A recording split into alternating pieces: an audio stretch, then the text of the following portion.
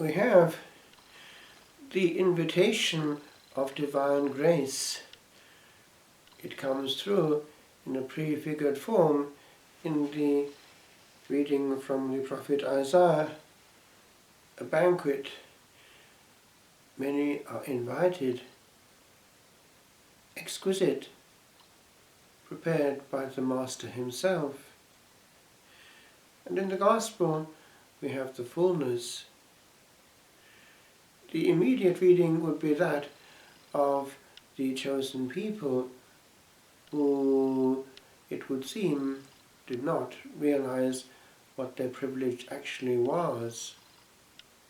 But it can be our case as well. One sees how sometimes in an assembly which is not faithful, which is abusing grace, numbers diminish, souls drift away, either altogether or to somewhere else. Souls need edification, and they pick up when the banquet is not appreciated. The Lord is not free to bless fully where he is not fully blessed. With regard to this invitation, it is actually quite frightening. It is frightening in two parts. First of all, we can make excuses and be taken up with many important things.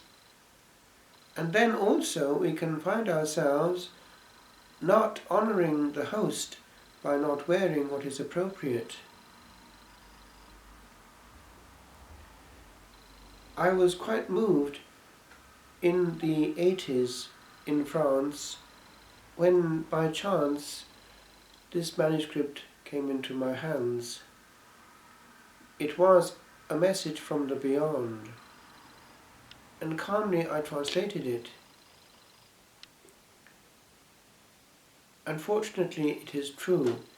Its content is true because it was looked into and it was clear that the details could only have been known through revelation of private facts from the person from whom it came, the deceased person.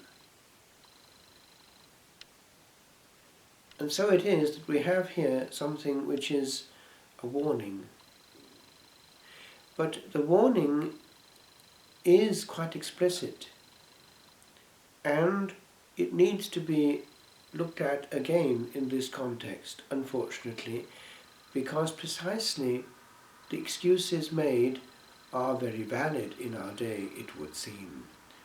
And the obligation, yes, the obligation to honour the giver of time with portions of the time given is easily put aside. But time will run out, and we will have to answer for the way that we expended it. And so I take up again this which quite alarmed I picked up years ago and put into English.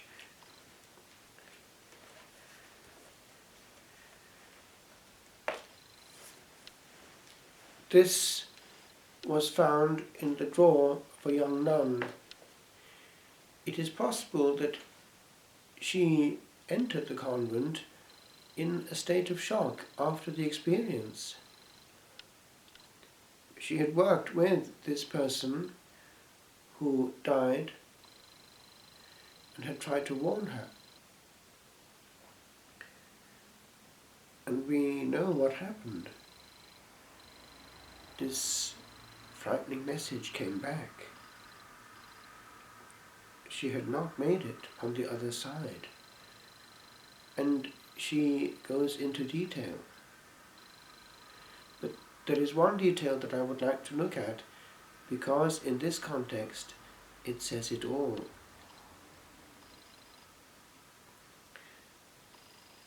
A week ago, I speak with your figures, as regards the pain, I could say without exaggerating that this is my 10th year of burning in hell.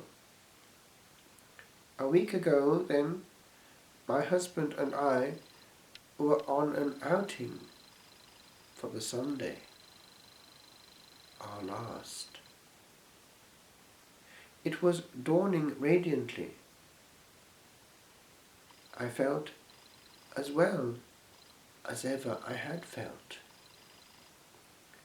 A sinister feeling of well-being pervaded me and wriggled about within me throughout the day. Then suddenly, without the slightest warning, on the return journey, my husband was dazzled by a car that was coming whizzing towards us. He lost control. Jesus came out of my lips like a shiver, not as a prayer but as a cry. A rending pain overwhelmed me completely. Yet, when I compare it with my present one, it was but a trifle. Then I lost consciousness. It's strange that in the course of that same morning, this thought had once more come to my mind, quite inexplicably. You could go one more time to Mass. It resounded within me like an imploration. Categorically and resolutely, my no cut short the thread of my thoughts. With all these things, we must be finished once and for all. Let me bear all the weight of any consequences there may be. Now I'm carrying them. The things that happened after my death, you know them already.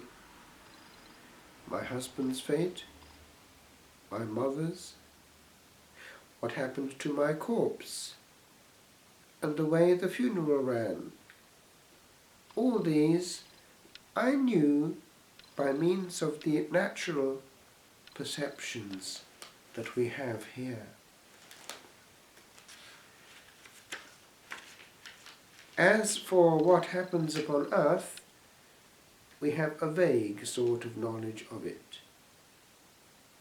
But the things that in some way concern us directly, these we know. Thus, I can see right now where you are staying. As for me, at the moment of my death, I woke suddenly out of the fog. I found myself as though flooded by a dazzling light. I was on the very spot on which my corpse was lying. It was as it happens in the theatre, when, in one go, all the lights go out, leaving nothing to be seen but the stage. The curtains separate with a great din and open on an unexpected scene, horribly luminous, the scene of my life. As though in a great mirror, my soul showed itself to itself. The graces spurred from my early days right up to the last no in God's face. I felt like an assassin who, during a judicial prosecution, has just been presented with his lifeless victim. Repent? Never. Be ashamed? Never. And yet, neither could I resist under the eyes of God, whom I had rejected. One thing alone was left to me: escape. As Cain ran away from the corpse of his brother Abel, even so was my soul repelled outside, far away from this horrid sight. It was the particular judgment. The invisible judge was saying, "Depart from me." Then my soul, like a shadow, coated with brimstone, threw itself into everlasting